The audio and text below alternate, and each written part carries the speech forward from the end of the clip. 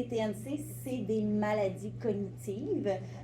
Donc, il y a plusieurs types de troubles neurocognitifs. Il y en a des légers, il y en a des majeurs, mais peu importe le type de trouble neurocognitif, en fait, ça vient affecter des fonctions cognitives. Donc, chaque personne, toi, moi, qu'on ait ou non des déficits cognitifs, on a plusieurs fonctions qui travaillent dans notre cerveau. Donc, les troubles neurocognitifs peuvent venir toucher le langage des gens, donc ils vont venir à chercher leurs mots, ou venir complètement aphasiques, c'est-à-dire qu'ils ne parlent plus du tout. Ça vient toucher aussi la mémoire, là. Ça, c'est le fameux stéréotype, là. J'ai oublié mes clés, j'ai oublié ma sacoche, ça fait 4 fois que j'achète des citrons dans ma semaine, donc ça vient jouer sur la mémoire. Ça vient jouer aussi sur les praxies. Les praxies, en fait, c'est tout ce qui est de la coordination du corps. Donc, marcher, ouvrir une porte, aller à la salle de bain. Donc, ça vient jouer un peu sur la mémoire des mouvements de notre corps. Ça vient jouer aussi sur les capacités d'attention des personnes. Donc, ça vient jouer un peu comme un enfant qui aurait un TDA, là, un trouble déficitaire de l'attention. C'est plus difficile de se concentrer. C'est plus difficile de compléter une tâche parce qu'on est facilement distrait. Ça vient jouer sur le jugement. Donc, c'est l'hiver, je mets un manteau parce qu'il fait froid. Je regarde les deux côtés de la rue avant de traverser. Ça peut venir jouer à tout ça. Et une des dernières fonctions cognitives, c'est tout ce qui est l'organisation spatio-temporelle. Donc, on est quand dans le temps? Est-ce qu'on est en 2023 ou je pense qu'on est encore en 2000 puis je stresse pour le bug de l'an 2000 ou je pense que j'ai 15 ans puis que mes parents m'attendent puis que je dois y aller. Donc, ça vient jouer dans le temporel, mais aussi dans l'espace. Donc, tu sais, je suis à Saint-Jérôme présentement. C'est quoi le chemin pour me rendre chez moi à Sainte-Thérèse, mettons?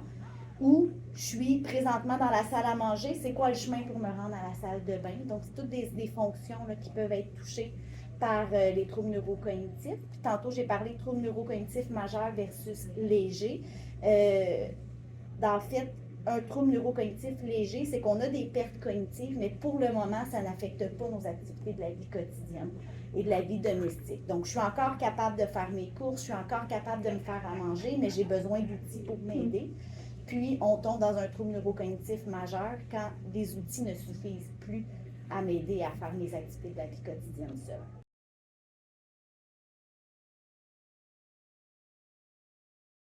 Donc, les personnes aidées qui vivent avec un trouble neurocognitif, ça peut être toutes sortes d'atteintes qu'ils ont.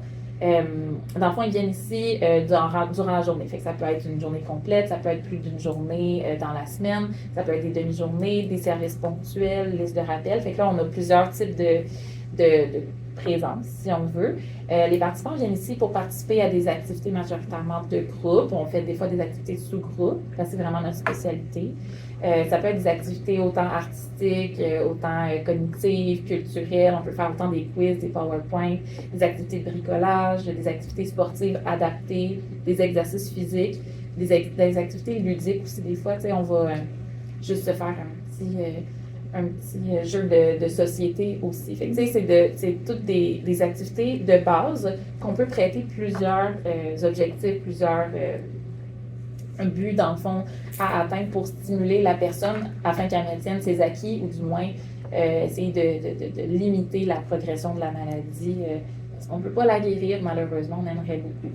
Mais on fait au mieux pour que la personne se sente bien dans son environnement puis donner un peu de répit à son proche aidant pour qu'il continue de vaquer à ses occupations. Que ce soit qui est à retraite puis qui a besoin d'aller faire l'épicerie ou qui soit sur le marché du travail puis qui a besoin de continuer à travailler pour pouvoir se permettre de prendre soin d'une personne qui est proche et chère à son cœur. Okay. Justement, en parlant de proche aidance, mis à part le répit, est-ce que vous offrez autre chose pour eux? Ou? Oui, dans le fond, c'est ça. On a le répit de groupe dans le logo, enfin, la maison à Loïs elle-même. Puis on a des activités d'accompagnement répit à domicile. Donc ça, c'est un bloc de 4 heures où est-ce que les intervenants en gérontologie sont amenés à aller à domicile, faire des activités qui sont un peu similaires à celles qu'on fait présentement en groupe, mais en 1 pour 1. Et ça nous fait voir une facette qui est différente, on a un contact qui est différent, qui est plus de proximité aussi. On rentre chez les personnes, fait que ça nous permet aussi de voir l'état de la diade, souvent des interactions, ce qui nous permet d'avoir un travail plus favorable de collaboration avec les intervenantes aux familles aussi, qui est vraiment très intéressant, puis aussi de développer une expertise d'un participant, de le voir évoluer, puis de tisser des liens et de mieux comprendre certaines réalités aussi qui est très intéressant. Fait que c'est surtout ça au niveau du participant là, à proprement dit.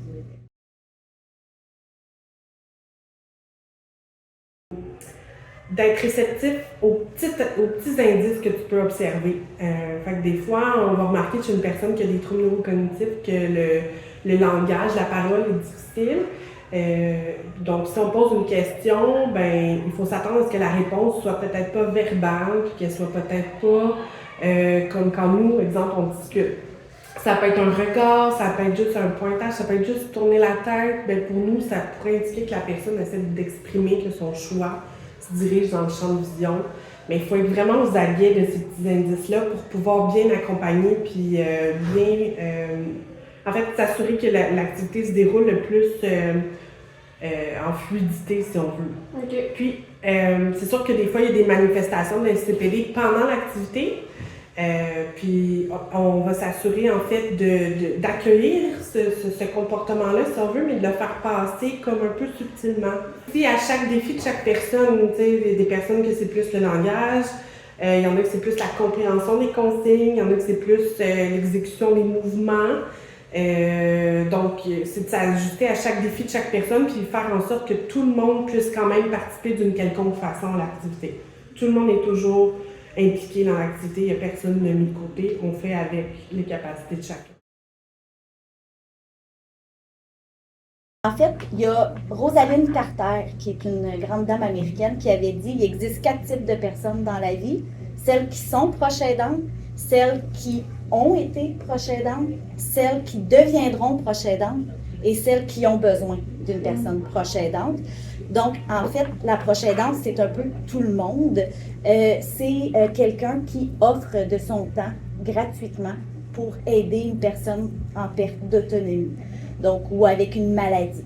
Donc, en fait, un proche aidant, ça peut être le conjoint d'une personne qui a un trouble neurocognitif, ça peut être l'enfant d'une personne qui a des problèmes de vision. Déplacement, ça peut être au quotidien, là, de faire à manger pour la personne, de la faire manger, ça peut être de donner les soins d'hygiène, ça peut être d'accompagner à des rendez-vous médicaux, ça peut être de faire des appels téléphoniques pour donner des nouvelles à sa famille, ça peut être de venir tondre son gazon, ça peut être de juste venir s'assurer que son chat a de la nourriture parce que la personne a un chat. Être proche aidant, c'est les petits gestes du quotidien comme les grands accompagnements en fin de vie. Ça peut prendre 1 heure par jour, ça peut prendre 5 minutes par jour, ça peut prendre 24 heures de ta journée parce que tu es proche aidant à temps plein. Thèse pour prendre soin d'une autre personne. En fait, on offre du soutien individuel à tout proche aidant là, dont la personne aidée est soit sur notre liste d'attente, a nos services ou a déjà bénéficié de nos services. Donc, on les accompagne tout au long du parcours de proche aidant. Donc, on a des interventions individuelles qu'on peut faire. Familiales aussi, c'est déjà arrivé à l'occasion. Et on a aussi des services de soutien psychosocial de groupe. Donc, on a des groupes de parole. Ça, c'est pour les gens qui vivent avec le TNC, qui sont en début de maladie. Donc, ils se rencontrent là, pour 6 ou 7 rencontres avec 2 intervenantes pour parler de leur situation, là, un peu comme un groupe de soutien. Puis, on a aussi, pour les personnes proches aidantes, un café-causerie qui a lieu les mardis matins. Intervenant, on ne fait pas ça pour la reconnaissance, mais une personne avec un trouble neurocognitif, quand elle est contente, puis qu'elle te sourit, qu'elle te tient par la main, ou quelqu'un qui ne parle presque pas, puis qui finalement vient te dire juste un « Allô, Annie-Claude », ben on s'entend que ça fait chaud au cœur. J'aime ça échanger, j'aime ça avec les jeux. C'est vraiment c'est un bon choix qu'on a fait. Ouais. C'est bon, c'est mon mari et moi, mais c'est un bon choix. Ouais. Ça me manque. Si je ne pourrais pas venir, là, ça me manquerait. Ensemble ici, ça me permet de vivre le même feeling que tout le monde. Okay. Tout le monde à peu près vit le même feeling. Quel feeling? Quel genre de feeling?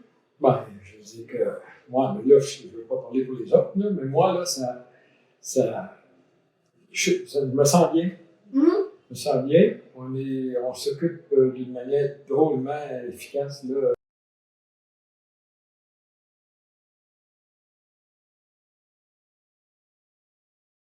Je pense que la base de tout, c'est l'éducation, la connaissance. Juste être à l'affût qu'il y ait des gens qui vivent avec des défis cognitifs. Déjà là, on est déjà plus au courant de ce qui se passe, puis au courant des symptômes qu'on peut observer. Parce que des fois, les gens en début de déclin cognitif vont être dans les commerces, tout ça, ils peuvent avoir un comportement qu'on ne comprend pas.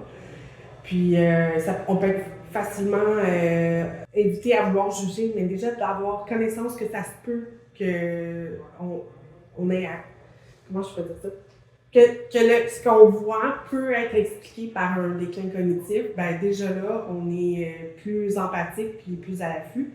Puis je pense aussi de prendre des nouvelles de nos aînés, de leur faire une plus grande place dans la société. C'est difficile de dire on enlève tous les jugements de la population, mais je pense juste de développer une certaine curiosité envers ces personnes-là, puis d'aller juste les saluer. D'aller leur dire bonjour quand on voit quelqu'un qui semble confus dans un centre d'achat, d'aller le saluer.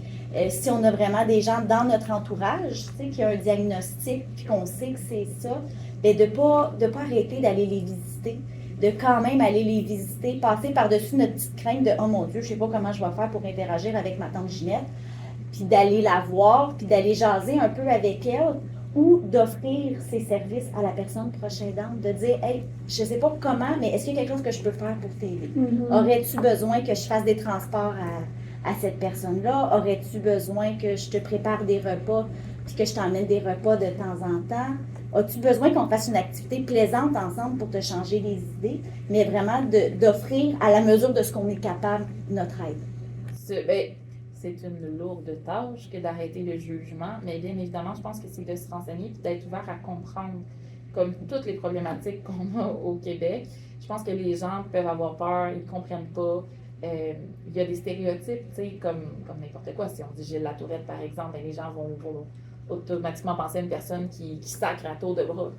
Alors que les troubles neurocognitifs, les gens vont associer ça à l'Alzheimer. Ils vont dire « Ah, ben, il est donc bien perdu » ou ils vont dire « Ah, aujourd'hui, j'ai oublié ma sacoche. Ben, ah, j'ai l'Alzheimer précoce. » Il faut arrêter de stigmatiser puis de se mettre une étiquette puis de véhiculer ces stéréotypes-là qui fait en sorte vraiment que la maladie ne peut pas être prise au sérieux autant qu'elle l'est puis qu'on peut autant sensibiliser. Fait que je pense que c'est en faisant un travail comme vous faites aujourd'hui qui va être pertinent de montrer à la société puis à l'extérieur comment est-ce qu'on peut démystifier ça, comment est-ce qu'on peut comprendre, puis comment est-ce qu'on peut juste accompagner les gens là-dedans.